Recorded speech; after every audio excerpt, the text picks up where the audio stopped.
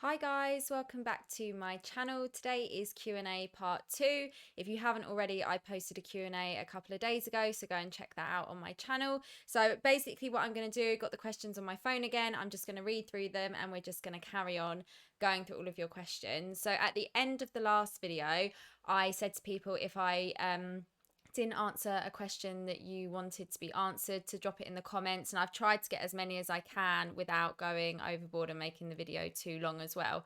I will definitely do more Q&As in the future, so don't worry if I don't answer your question this time. There'll definitely be a chance for you to ask questions in the future and I will do more videos. So let's get started, and I'm going to start off with this one, which is, what's your most nostalgic set, the set that got you into Pokemon, not necessarily your favorite set? So for me, the set that got me into Pokemon is base set. I've spoken about this before, and when I was 7 or 8 years old, I think I was 7, that's when base set came out. So that is the set that got me into Pokemon, and that's my most nostalgic set. When I see that set, that just brings me straight back to my childhood, and I suppose a lot of people my age will probably be in a similar position, and base set will probably be the same for them as well. This next question is very interesting, and we've just had a bit of an interruption down there. We got Frank in the video again, and he's just sat on a cardboard box and then repositioned himself. So anyway, where was I? Next question. Would you submit through a UK partner to PSA or direct? So here in the UK, if you want to submit to PSA, you can either go on PSA's website and do it direct to them, or you can use a UK middleman. So previously, I have nearly always used a middleman service to submit to PSA. However, going forward, I think I'm going to submit most of my cards direct. Couple of reasons. One of them is because using the UK middleman service rather than going direct to PSA, we get different service levels. So sometimes I have people message me saying, oh, so you've submitted a card on this or this, but what the services we get through the middleman service don't quite correlate to exactly what you guys get in the States, and that you, when you submit direct to PSA. Also, when you submit things like box toppers or packs, the middleman service here, the one that I have used before, you only get one service level for that. Whereas if I submitted direct to PSA, there'd be several service levels, obviously, to get them back quicker if I wanted to pay more for that. So for a few different reasons, I think going forward, I will be submitting direct to PSA just because they'll come back to me quicker. And that is it, really. When I send my cards, I know there's so much backlog and everyone's cards are stuck there at the moment, but submitting direct will just save so much time and I'll get the cards back quicker. And for me, that's all I want. And I think that's all everyone wants. So yeah, I have used middlemen services before, but going forward, I think I'm going to do my majority direct to PSA. And I have submitted direct to PSA myself before, and it's a pretty simple process as well. Okay, next up is, what celebrations will you be getting? So basically, celebrations seem to be sold out absolutely everywhere for pre-order. So I have been approached by someone offering me some when they get them. So I'm just going to see what they end up getting and then take it from there. It's one of those things that it was obviously always going to sell out straight away, and yeah, it has. So, and pre-ordering a lot of things in the UK is difficult anyway. We always get last dibs on everything. So yeah, there's nothing new there. Okay, next up, I'm going to do a couple of questions that aren't Pokemon related just to spice it up a little bit, because I did get a few of those. Someone has asked me, what are my top 5 holiday places inside the UK and outside of the UK? So I'm going to be totally honest, I don't go on holiday in the UK ever. To me, a vacation holiday is leaving the country, going somewhere normally hot and sunny with a swimming pool by the sea. Yeah, so I don't holiday in the UK even since COVID has happened. I've obviously had like breaks from work and stuff, but I haven't actually gone anywhere for a trip inside the UK. So my top holiday places outside of the UK, number one would be Hawaii. I went there about 5 or 6 years ago, and it's somewhere I'm desperate to go back to. So hopefully once we can all travel again normally, I'll be going back there. Second place would be Florida. I absolutely love Florida. Normally go there every year, but obviously since COVID, haven't been able to travel, haven't been able to get back there, so it's kind of sad. Particularly Sanibel, that is like my favorite place in Florida. Number 3 would be Australia.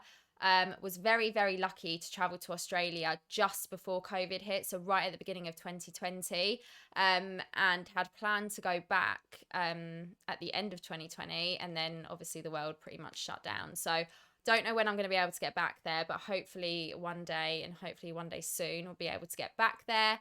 And then other than that, I love going to Spain just because it's really close to the UK. It's like a couple of hours away, and couple of hours you're in the sun, in the sea. It's lovely. And then I think that's four, and I think you asked for five. And then where would my fifth top place be? Oh, Bermuda.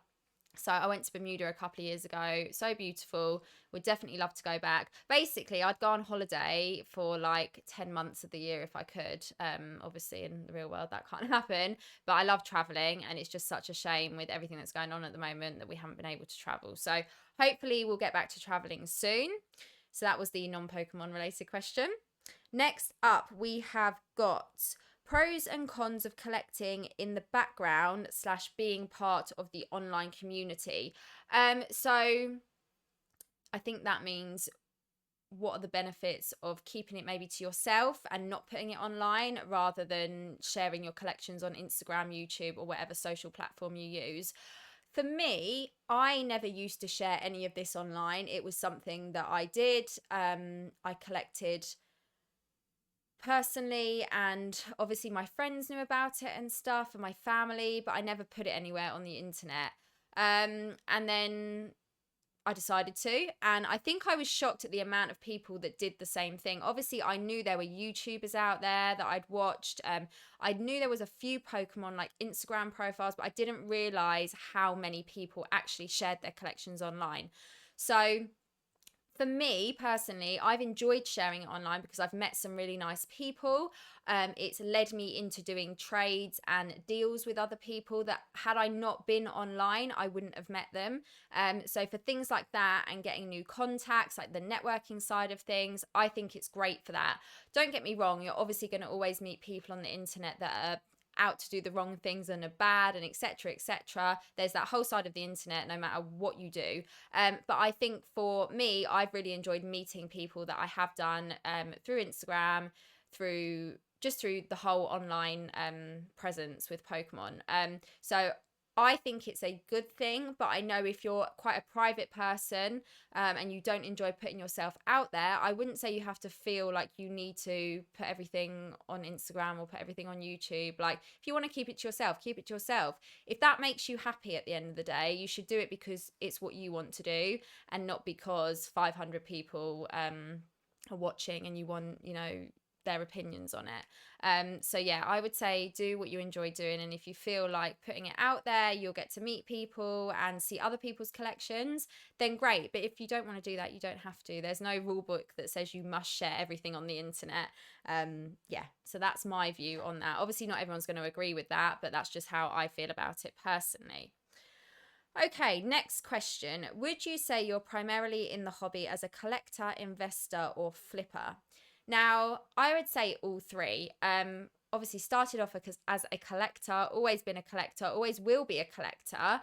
But I have invested in items that I will keep hold of, some of things that will be on my display here, because obviously they'll go up in value and I might not really be in a rush to open them, etc. And I just like having them in my collection. And the flipping side of it, I wouldn't say I'm in it as a flipper, but for example, I have sold some of my collection to enable me to buy new items. So if you want to say that that's flipping, then I suppose that would fall into it. But I've said this on previous videos before, because people have said to me, well, how have you bought that? How have you got that in your collection? And basically, there are items that I will never sell and I will never give up, regardless how much people offer me. I will always want to keep them. And some of them aren't even worth that much money. It's because I like them. There are some items where I say to myself, look, if item A comes up for sale and item B that's in your collection potentially could be, similar monetary value if you were to sell it, I basically say to myself, there are items I will sacrifice in order to move on to the next thing or get something else that I want even more. Some people just buy and sell constantly. Some people just hold on to invest. I would say I do a bit of both, but it all depends on what I'm looking for. And if an opportunity comes up, for example, like my legendary box, I ended up trading some sealed boxes. And a PSA slab plus some cash. But I basically said to myself, would I rather keep these boxes in my collection, or get the opportunity to get a legendary collection box, which is like my holy grail item? And I didn't know when that kind of opportunity would come up again with a legit seller. And there's so much that goes into it. One in the UK. Yeah, so the opportunity came to me and I went for it, but I'd already said to myself, these are the items that I'm willing to sell to help get me my next item. So whenever people message me saying, how do you think I should invest in this, or how did you save to do this, and it's all about just picking and choosing and making decisions that suit you, basically. Again, a lot of times in this community, there's no right or wrong answer that suits everyone. Sometimes it's what works for me isn't going to work for you, and it doesn't mean it's right or wrong, it's just personal opinion, personal preference, basically. Hope I explained that clearly. Right, next question. What do you do with bulk doubles? Now, bulk doubles, I obviously do a lot of openings, mainly for you guys. But for example, I've done a Hidden Fates opening recently where majority of the things I opened were doubles. So what I will do is I will sell them on my website mainly. But if there's ever cards that you see and you would like to trade, always drop me a message. I'm always willing to talk to people about that. But yeah, a lot of the time I will just list them on my website, and sell them as they are just pack fresh, and I do not require them myself. Okay, long-term plans for your collection. A couple of people have asked this, and it's not really something that I've thought of too much, to be honest. I'm kind of a just live in the now type moment, type person even. Long-term plans, there are items, like I've said earlier, that I will probably end up selling to enable me to help purchase new things if I get offered new items or sets, or things that I think, oh yeah, I'd really want that in my collection, and there's something sitting on my shelf or something sitting in my storage where I'm like, you know what, doesn't mean as much to me, it doesn't excite me as much, I'm ready to let that go. So there are some things that I will let go of. There are some things I'm going to hold on to, and I hope when I have kids as well that they are going to be into Pokemon as much as I will, because obviously some of this will stick with me for a long time, and I'd like them to be able to enjoy it too. So yeah, long-term plans, don't really think of it too much, but yeah, that's, if I had to say, I'd say some of it I will keep, some of it will definitely be sold and will help me purchase newer items, things that I've been wanting for a long time. Okay, someone has asked me to showcase what's on my shelf. Now, what I'm going to do is I'm kind of just going to like spin around so that you guys can see. So basically, as you can see, quite a few Hidden Fates tins at the moment. These are mainly for my Hidden Fates breaks, and I always have them on my website. Try and do them at least once a week. So if you're ever interested in me opening Hidden Fates tins for you, we get some incredible pulls. So I just thought I'd mention that if someone's asking why I've got such a hefty Hidden Fates collection. So obviously got slabs here. There's my lovely Aoki signed slab.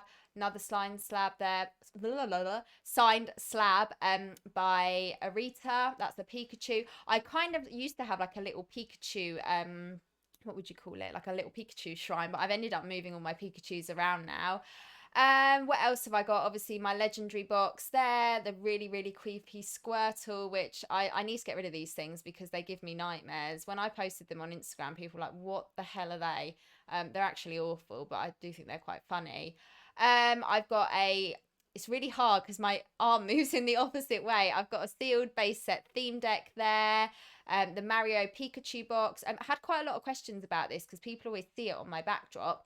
I actually did a YouTube video a couple of months ago where I opened that. I bought it sealed and I opened it up because I wanted the cards inside. They will be sent off to PSA and be graded. But yeah, I've got a video if you want to see the contents of that. I did a whole video on that. What else have we got? I kept some of my boxes. My god, my arm is not quite, there we go. So that fossil box is just an empty box that's from my recent fossil break. I've got my gold strip Zap theme deck. Now in the comments, can you let me know what do you think I should do with that, because the temptation to open it is like insane, but I know I shouldn't. And then we've got another really creepy figurine, as you can see there. At the top, you can see I've got some slabs on display. They are all my ruby and sapphire slabs.